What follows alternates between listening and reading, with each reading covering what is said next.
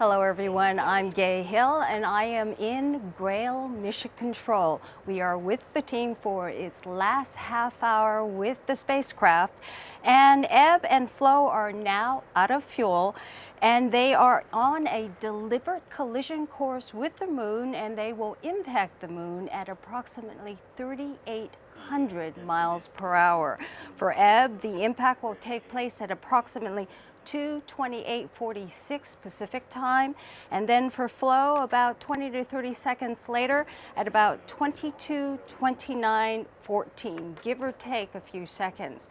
We're going to spend the next half hour talking to team members about this project and what it's been like, beginning with David Lehman. He is the project manager of GRAIL. First of all, let's talk about the last big event, the burn. That happened about 20 odd minutes ago. What happened at that time? Well, about 20 minutes ago, as you said, we just finished the burn to depletion on both spacecraft, both Ebb and Flow. And you can see the display up there, which is the Doppler signal. And it shows that on the Ebb spacecraft, the amount of fuel remaining was equal to approximately 20 meters per second.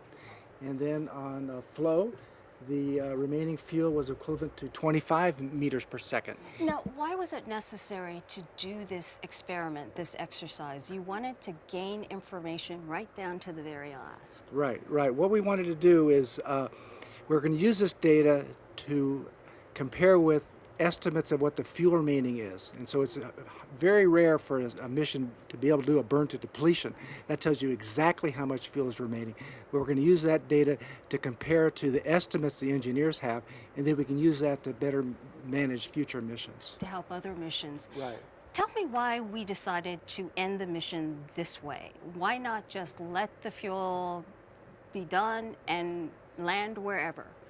Well, on the moon, there are about 23 heritage historical sites. And these are sites where either the U.S. or the Russians have a soft lander. And the NASA policy is not to disturb those sites, to stay outside of 2 kilometers. So we wanted to miss those sites.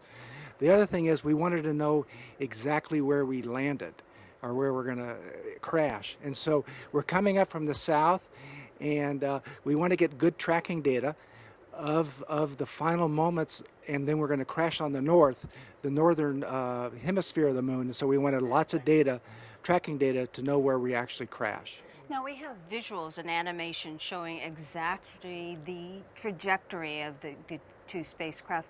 Walk us through what will be happening, and we can actually see that animation, and we can go ahead and take a look at it.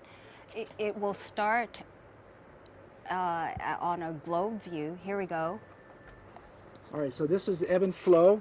The one leads the other by about 20 seconds, and they're going to be coming up from the southern hemisphere, and they're already about halfway there right now. And about at 2:28 p.m., we're actually going to do the impact on the moon. And there you have it.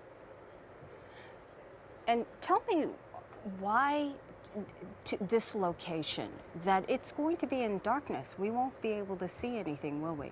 We won't be able to see anything because it is dark right now on the moon. But we picked this site to make sure that we did not hit the historic sites, the heritage historic sites, and we wanted to get good tracking data before we impacted. And so it turns out that this mountain in 75 degrees north latitude is where it fell out, where we're going to hit. Perhaps we won't be able to see it right now, but LRO is orbiting the moon. Will we be able to get information later on? Yes, LRO has already imaged this site in detail. We have lots of data on where we're going to impact, and then in a couple weeks, LRO will fly over it again, the Lunar Reconnaissance Orbiter, and we'll get more data on what we'll see. Will it just be looking at it with optical sort of instruments, or will it be looking at it in infrared? What sort of instrumentation? They have a full spectrum of instruments, so all kinds of spectrum they'll be able to image. Well, overall, looking back at this mission, you said yourself that you would have mixed feelings today. Why is that? Well, we launched 15 months ago. These spacecraft are very well behaved. What I'd like to do is continue on for another 6 months, but that's not going to happen. So it's pretty much a sad day for me. And in fact, I'm wearing, usually I don't have handkerchiefs with me, but today I brought my handkerchief just in case. You're going to be ready. But this mission has surprised a lot of people. It's gone well beyond what everyone's expectations were, have it not? Yes, we've all of the data we hope to have gotten scientifically. We've gotten over 99.99% of the data available we have, and the team's done a great job, and we did it on schedule and under budget. All right, so we're not too far off in the big moment. Thanks for helping us out, Dave. Right now, we're less than 25 minutes away from impact. Again, the time is 2:28 Pacific time, 5:28 Eastern time. And since the very beginning, this mission has always been all about the science. Now, the spacecrafts were flying at about 55 kilometers over the surface, and they were able to return the best gravity map ever of any celestial body. And then for an encore, the twins went ahead and went even lower. Here's a look at some of the accomplishments of this mission. 3, 2, 1, 0, and liftoff of the Delta II with GRAIL. Journey to the center of the moon. When GRAIL launched, at that point, I was hoping we would get those two spacecraft in orbit around the moon. We have GRAIL A break wire and separation. Good separation. GRAIL A now flying on its own. Okay, all stations, GRAIL A systems on GRAIL A cord. At this time, the reconfiguration of the spacecraft for the post-LOI configuration has begun, and rearming of fall protection and configuring heaters to their correct setting. Yes, we're in orbit. We look like we're in a very nominal orbit. Things have gone as well as they could possibly have gone. Neither spacecraft has had an upset that has caused it to go into safe mode. We have not lost any data. We have essentially collected more than 99.99% of the data. So in both the quantity and the quality and the spatial resolution of the data and the amount of data, everything has exceeded the expectations that we had for the mission. One of the biggest surprises that we've found so far is evidence for very long dikes or intrusive features within the crust that are not observed at the surface whatsoever. We now believe that the moon heated up enough to expand, and that this occurred extremely early after the moon formed. We now see evidence for this. We have found with the GRAIL data that the crust of the moon is even thinner than it was believed to be. And so this provides us with information about how much early melting of the lunar exterior occurred and how much of the outside of the moon melted. So it tells us something about the thermal history. But it also tells us about how this melting was distributed over the surface of the moon, and we've been able to map this out. The idea that one can map a planet from orbit at the height, similar to what a commercial airplane flies around Earth, just opens up huge possibilities of really studying the shallow structure of the moon. Our team is absolutely delighted that we now have the data set that is going to allow scientists to study these fascinating questions for years to come. Okay, we have scooched over to Maria Zuber's spot. She is the principal investigator. She's standing by, watching all this information come in. You yourself said in that video piece that it exceeded all your expectations. This has gone as well as it possibly could have gone. It's actually hard for me to envision what more could have happened than has happened. We wanted to fly low, we flew low, and we learned enough by flying low that it was possible to challenge the team to fly lower and then lower yet. Let's go over some of the scientific accomplishments of its prime mission. What did you discover? Okay, so the analysis of gravity is very complicated, and so the initial results have only just come out. But the first results have shown that the moon was heavily fractured in the exterior. Now, we knew from the bombardment in the early solar system that fracturing of the outside of planets has occurred. This is something that we call the planetary regolith. But what we've been able to show is that this fracturing is much more intensive and extends much deeper into the crust than we had ever thought of before. And in fact, that this kind of fracturing must have occurred on other terrestrial planets as well. So because fractures provide a pathway for volatiles, this is going to tell us things about the formation of early atmospheres as well as the possible transport of volatiles between the surface and the interior. We've also learned things about the early expansion of the moon by the determination of large dikes that have not been visible at the surface. They were predicted by models, but any record that might have been at the surface would have been wiped out. We've determined the thickness of the lunar crust. Finally, we have a crustal thickness model of the moon globally that matches the point measurements that have come from Apollo seismics. And this shows us that the moon's crust is actually much thinner than we thought before. We have actual image of the animation of the gravity map, and we can play that while I talk to you a little bit more about this. How are we going to use this information? This is information that scientists have wanted for a long time. Well, this, yes, I mean, this will be used to study geophysics, to get at the structure of the moon, the early heat flow of the moon. But this data will be a boon for geochemists, petrologists studying the composition of the moon.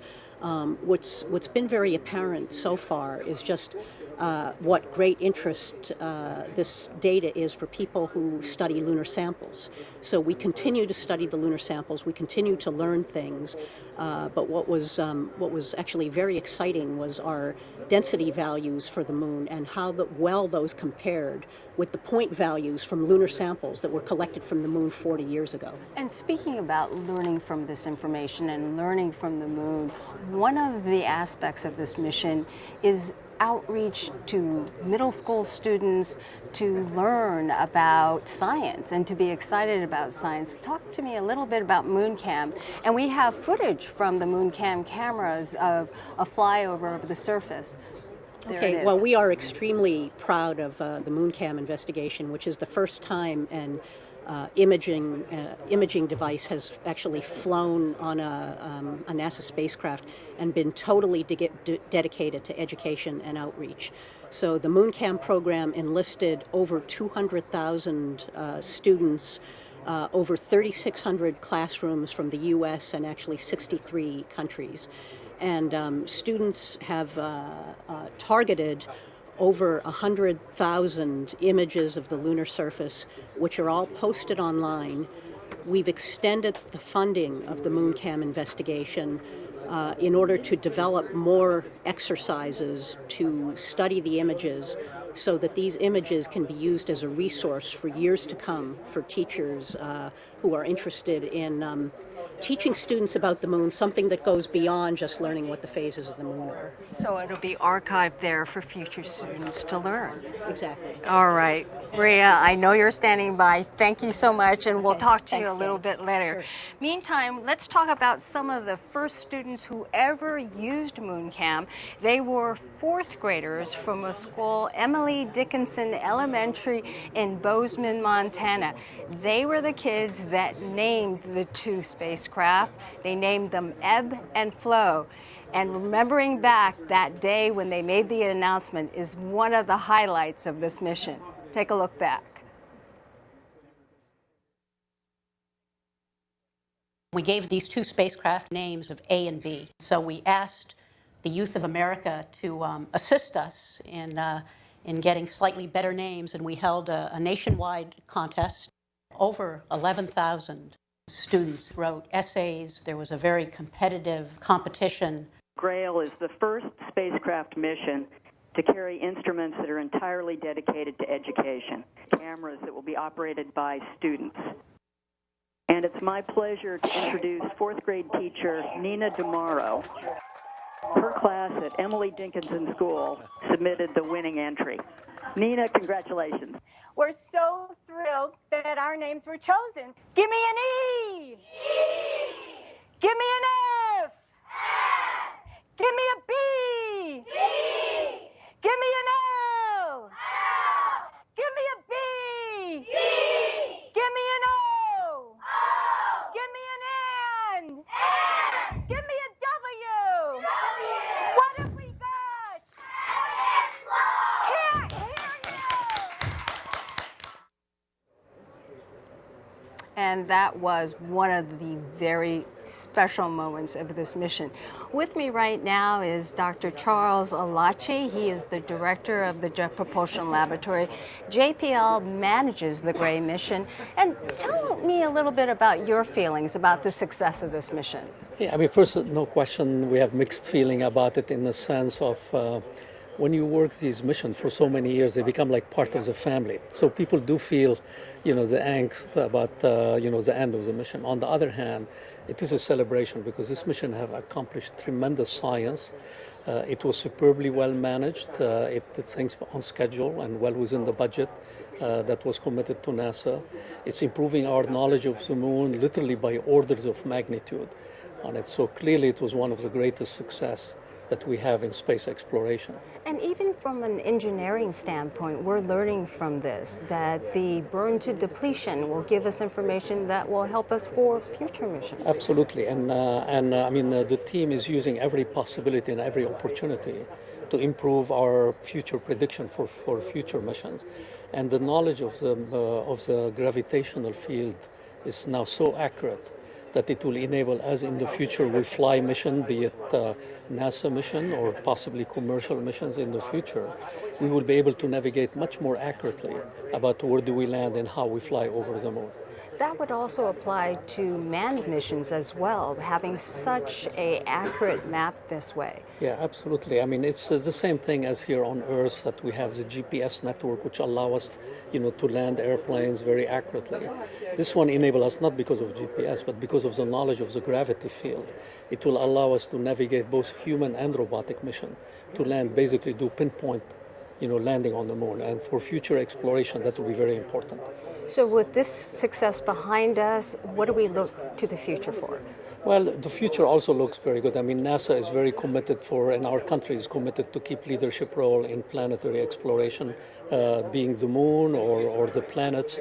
As you know, after the landing of Curiosity, which attracted literally 50 million people who were watching that landing, and NASA decided to lay out a new plan for Mars. So we have the mission InSight, which will be landing in 2016 to look at Mars quakes and learn more about the internal structure of the moon. And recently NASA announced a 2020, Mars rover mission that will take us the next step in exploration of Mars. We have the Juno mission, which is heading toward Jupiter, which will give us insight about the internal structure, of Jupiter. And there is a whole series of missions that our country will play the leadership role in planetary exploration. So we're all excited, about that combination of missions. Well, Dr. Alachi, never a boring moment here Absolutely at JPL. Not. All right, thank you for very joining much. us. Well, JPL is not alone in the operation of the GRAIL mission. We are also partners with Lockheed Martin Space Systems in Denver, Colorado. And we spoke to some of the team over there, and like the folks here, they're looking at this moment with mixed emotions.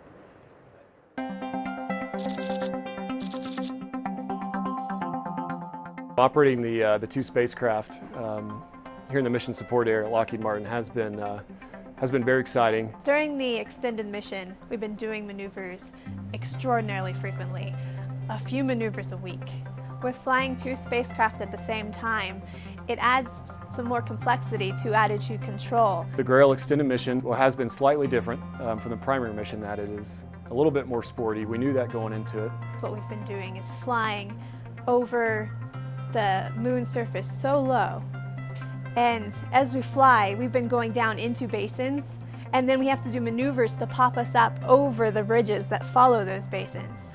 And so it's been constantly these 3 maneuvers a week to keep us from crashing into the moon. The two spacecraft have behaved remarkably, so it's actually made our jobs a lot easier, not having to constantly deal with anomalies or investigate problems. We've been flying low over the moon for this extended mission in order to get high precision gravity data. And it's the most high precision gravity data that's been measured at the moon to date. Ending the GRAIL mission, coming to an end, there's definitely a lot of mixed feelings.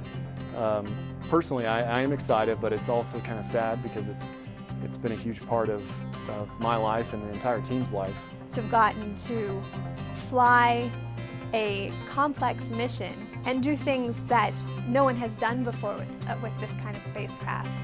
Doing all of these maneuvers in a week, just avoiding the terrain by flying down into basins and up over ridges. It's been an honor, and it's been an incredible mission.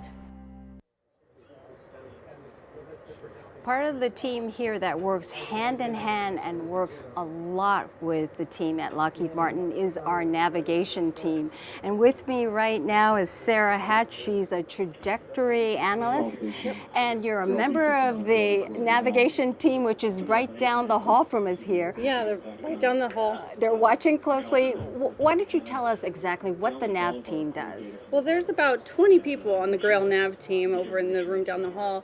And we have several different functions. As my job as the trajectory analyst is to figure out where the spacecraft needs to go to satisfy all of its science requirements and communication requirements. So we plan the path. The other analyst, Mark Wallace, and I have planned out these 78 maneuvers that GRAIL has gone through, and we plan the path. The other part of that is the orbit determination. They figure out the data that comes in, figure out where we are along that path. Most likely we're not exactly on it. So what we do then is have the maneuver design team design the maneuvers. So the trajectory people say this is what the maneuver should do, but since we're not on that path, the maneuver is going to be different. So they design the maneuver, pass that off to the folks at Lockheed Martin to implement it on the spacecraft. So the spacecraft points in the right direction, burns for the right amount of time to get the change in velocity that we need. Speaking of the burn, we're looking at the Doppler here. Can you walk us through what's transpired since the burn, and how did the burn go? The burn went great. We actually burned a little longer than we expected, so we had a little bit more fuel in the tanks than we thought we had, which is good news, and it will help the Lockheed Martin folks a lot in determining how much fuel is on the next mission. We burned for about 4 minutes on GRAIL A, ebb, and just over 5 minutes on GRAIL B, flow. And as the Doppler came in, we were kind of walking up that line. There was a maximum possibility, and way out there, maximum possibility of 55 meters per second. GRAIL A was just over 20 meters per second. GRAIL B was just over 25, almost 26 meters per second. So they went really, really well. The data is coming in, and our team back in the other room is analyzing that data and getting updated estimates on where we're going to impact on that crater ridge. Quickly, we have one of the displays that the team has come up with. Walk us through as to what we're seeing. We're seeing a blue line and a red line that indicates ebb and flow and where they're targeted. Yes. If there were to be no burn depletion maneuver, we would have ended up on that kind of red contour there, more to the right. Because we did those maneuvers, we moved to the left, and we also moved down on that crater wall. So you can see there, the A line is, or the red line is GRAIL A, ebb, and the blue line is GRAIL B, flow. They're approximately going to hit about 3 kilometers apart, and they're about 32 seconds apart in impact time. The impact times are very close to what we expected them to be because our delta V's weren't too far off from what we expected. And so that's where they're going to impact on the mountain. And as the data comes in, there'll be a little dot that moves along to kind of show where the spacecraft are. On the bottom part is kind of a cross section of that mountain and some downstream topography. And you can see there's kind of a little ridge south of our impact location that we design these maneuvers not to impact there. And so we skip over that mountain and then impact the crater wall. So it looks like we're clear of the ridge? Yeah, it looks like we're pretty clear. And we're right on target. Yep. All right, Sarah, thank you so much. I don't know if you heard, but we heard the call just a little while ago that we are 5 minutes away from impact. And because of that, we are going to head over here to Glenn Havens, and Glenn is the Deputy Mission Manager who is going to walk us through and tell us exactly what's happening with this impact play-by-play. Tell us what's happening so far. Well, we just crossed about the 5-minute mark. It was just called out on the net. So all the teams now are basically watching the Doppler display. So the Doppler is two-way data that we're getting from each orbiter. Our stations that are tracking here, in this case from Goldstone, California, are sending signals. We get those back, and it basically shows us that the spacecraft are alive and acts as our heartbeat right now. So we're watching these signals, watching this green line get closer to the time we expect the impact. When it reaches that, we expect that signal to go away, and that's going to mean that the orbiters have impacted on the moon. And give us the time now. We are, what, just So we're 3 about minutes 3 out? minutes and 17 seconds for GRAIL A, and then GRAIL B is just about a half a minute later. So what are you looking most closely at then? Well, I am watching this Doppler data and watching it track, and you can see the lines have appeared here on this cross-section of the topography. So one of the things we're waiting for is just to see that signal pass over that ridge that Sarah just told you about. That'll show that we cleared it, which we expect to. So we're right on trajectory, and now it's just waiting. All right, so Yeah. we'll be standing by, and as soon as you hear the call out, let us know. I will.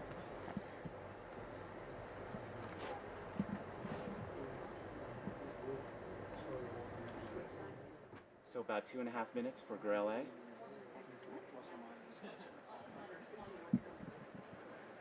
Hey, Dad, can you stand up for now? Can you stand up for now? And then put that chair there so I can whip around if I need to. Thank you. That makes sense? Okay. No, because if I whip around, I'm going to go that way. I don't know.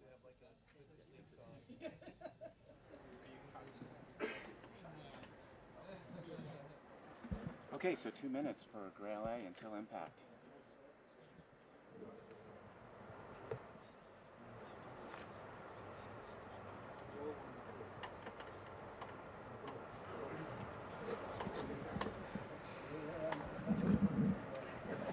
Yeah.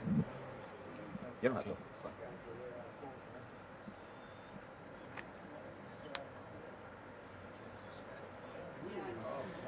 We can see the signal here approaching the ridge, so we're getting closer.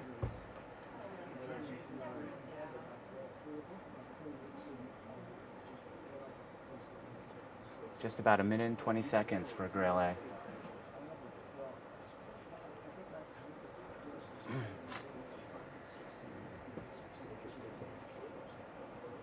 GRAIL A is passing over the ridge. All stations, this is GRAIL A Systems. We are now at 1 minute to impact. Systems has just announced over the web that it's 1 minute. Nav confirms GRAIL A has made it over the ridge. Now we can see GRAIL B is passing over the same ridge. So I'm kind of waiting for the call from Nav that says they've made it successfully.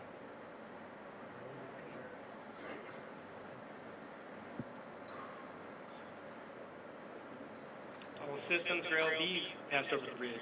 And Nav's just reported that we successfully navigated GRAIL B over the ridge, and now we're on target for our impact. GRAIL A impact in 20 seconds. Systems copies, and all stations, GRAIL B systems, we are less than 1 minute to impact.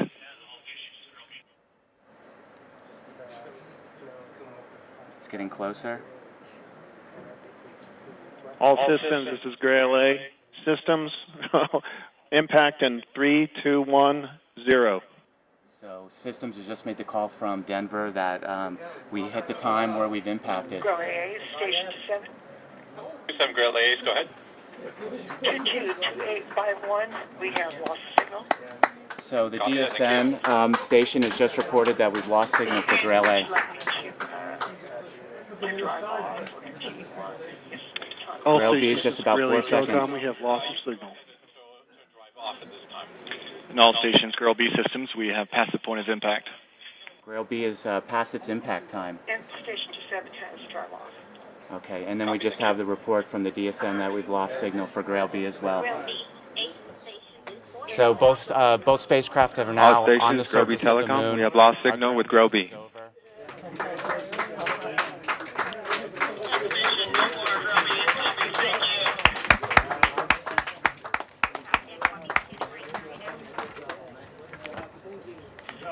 You are good to release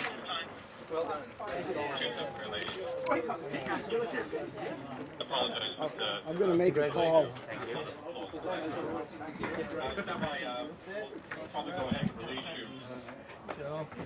Good way of ending.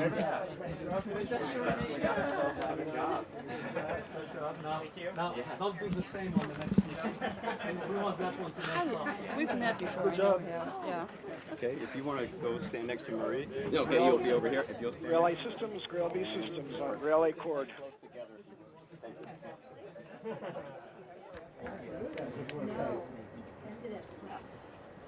GRAIL A systems mission manager. All right, it's a moment of celebration here in GRAIL Mission Control. Let's go back to Maria Zuber, and we have an announcement to make, I understand. Yes, we do. Well, I'm extremely happy to announce that NASA has approved the GRAIL team's request to name the final resting place of ebb and flow after our teammate Sally Ride. Sally was a visionary, the head of our MoonCam investigation, and the team very much wanted to honor her contributions to education by naming the impact sites after her. We know that NASA has plans for celebrating Sally's accomplishments in many different areas, but her contributions to education in GRAIL and more generally to science, technology, and math education are very, very special to our team. So we're very happy to be able to do this for her today. And we'd love to get some reaction from Reverend Bear Ride, sister of Sally Ride. What are your feelings about this? We are so deeply appreciative and so thrilled. You know, speaking for the whole family, we're so grateful to Maria and to the team for continuing this dream and making it such a complete success. You know, Sally comes from the generation of kids that watched the Apollo and got excited about science in that way, and then after becoming, you know, an astronaut and actually having that thrill herself, you know, she really gave herself to igniting the excitement and curiosity about science to middle school kids, especially girls. So it's really cool to know that when you look up now at the moon, there's this little corner of the moon that's named after Sally, and we hope that kids will really be inspired by that as well. Well, Bear, thank you so much for being a part of this. Let's go back to Maria one last time to get your final thoughts. I guess I'd just like to close by saying that ebb and flow have removed a veil from the moon. And removing this veil will enable discoveries about the way the moon formed and evolved for many years to come. Well, this has been so much part of your life, and you'll still be working for quite some time with all that information trickling in all this time. Yes, we will. All right. Thank you, Maria. Well, this is wrapping it up here from GRAIL Mission Control. We have impact both spacecraft, and from now on, not only will we see the resting spot for the two spacecraft, but we will also see it as a memorial to Sally Ride, America's first woman in space. So that wraps it up here from GRAIL Mission Control. I'm Gay Hill. Have a good day.